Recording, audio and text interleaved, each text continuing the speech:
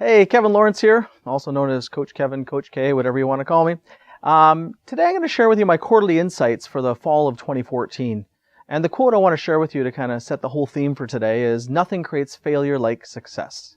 Nothing creates failure like success. And the point here is that as we become more successful in what we do, we build habits that help us to develop and perform. But at a certain point, those habits start to become liabilities and hold us back, or the beliefs we have, or the systems we have. The problem is, usually we don't notice it until it's too late. And then at that point, it ends to be very costly. If it's our strategy that started to fail, that's catastrophic for the business. Or if it's our systems that start to break down, it's going to hurt a lot. So the challenge of this and the idea of thinking is, keep hungry, humble, and always looking for better ways, or always have the beginner mind, which is easy to say, hard to do. A couple examples I want to share with you is a company you may have heard me talk about before, which is Uber, which is coming along and completely disrupting the taxi and limousine business. And they're doing it because it's a model that's been around for 100 years that really didn't change much. And they've come along from a tech point of view and are really turning that industry upside down and doing some serious damage. That's why they're trying to get blocked around the world. The other one is a company called Tesla. Tesla makes some amazing cars. Their product innovation is phenomenal. It's highly appealing because you charge your vehicle by plugging in at night to the socket, and it'll go 400 to 500 kilometers without any fossil fuels at all. There's not even a fossil fuel engine in it. So amazing cars, they're beautiful, that's great. But they've also innovated in terms of their business model. They've come along to the auto industry, which again is about a century old. The business model for selling cars is about a century old, and they've adopted a style closer to that of Apple. And it's like they're selling iPods, except for they happen to be $125,000 iPods. So the idea is that they've come along to a business that is established in doing things in a certain way, turning it upside down. And that's why the quote I shared up front is, nothing creates failure like success. Is that if you've got a business that's established and has a great way of doing things, you have to assume that some 17-year-old boy genius will come along with a better way of doing your business and knock you out of the way. Second point I want to make on this train of thought is that the things that scare you are your greatest opportunity for growth.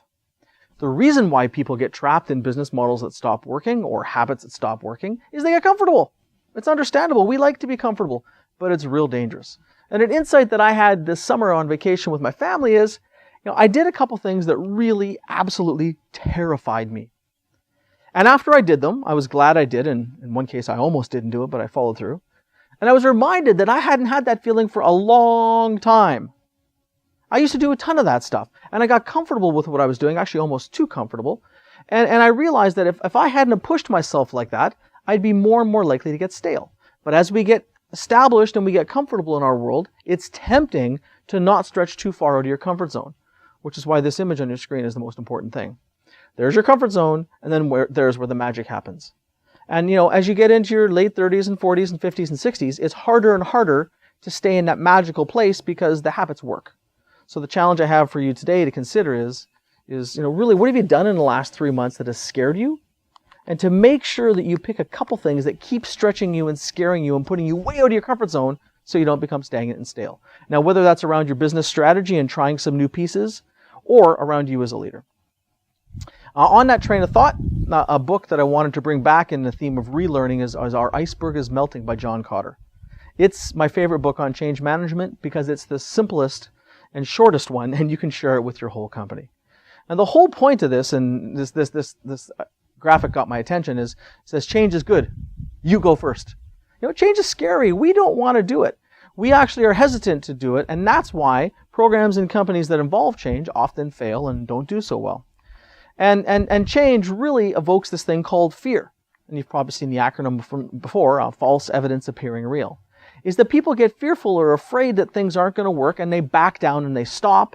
And that's why new software platforms or new initiatives in companies often fall. So Kotter has this, and this is the quick summary of the book. Kotter has this belief, is that we see, we feel, we change. And I've added some mathematics to his model to have it make real sense for me, is the degree to which we see a need to change multiplied by the degree to which we feel that we actually need to make a change equals the effectiveness of the change. The problem is, for most leaders, is that we're trained in C, which is logic, and all of our trainings are on logic, and we don't do a lot around feel. But it's usually the feel issue that causes these change initiatives to fall flat. So successful change requires both a mental and emotional buy-in. So if you're involved in a change program in your company right now, it's not going well, you need to make sure that you actually have the mental and emotional buy-in, and odds are you don't. Again, this whole thing about fear, getting comfortable, staying in our comfort zone, the more people are stuck in that pattern, the harder it is to make new things happen. Cotter has his brilliant 8 steps for successful change. You need to read the book and understand those 8 steps. But the number one, most important one, is there needs to be a sense of urgency. And again, that's seeing and feeling a need to change. If you don't have that, you're going to be pushing water uphill the whole time. The other thing I wanted to introduce you to is a book this quarter that relates on this theme of change. It's called The Power of Habit. And it's a phenomenal book. One of my clients recommended it, and I got a real kick out of it. And it basically describes how we build habits in our world and what's required to change habits. The problem is the common wisdom around changing habits is not true, and it doesn't work, because you have to understand the psychological triggers that actually create habits in the first place. Great story in the book about how some marketers got the world to start brushing their teeth, because go back 50, 60 years, it wasn't common to brush your teeth all the time. Obviously, it made dentists very busy, but and how they got the world to start changing their habit around brushing your teeth.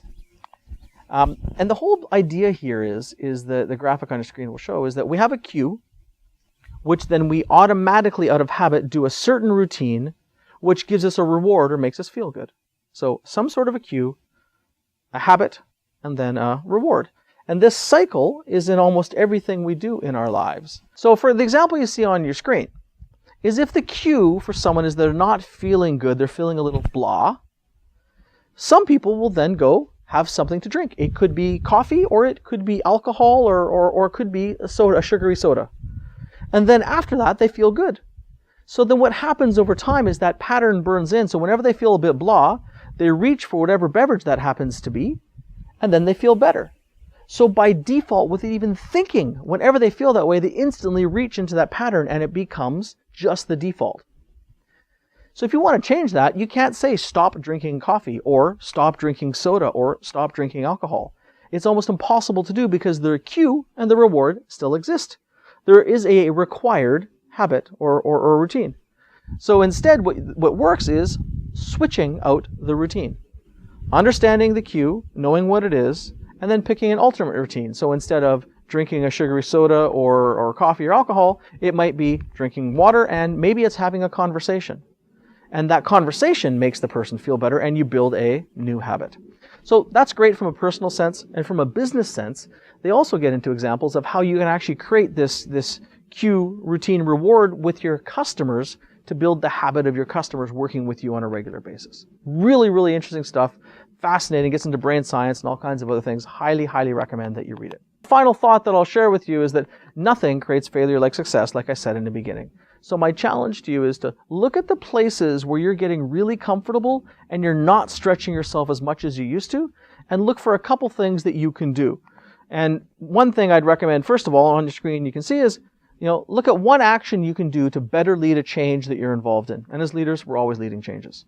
Number 2, look at a fear you could overcome, or a scary thing you can do to stretch yourself. And then number 3, figure out a habit you actually want to change, and reading that book will give you some guidelines or some tools to help make it easier. That's all for today. Have a great day.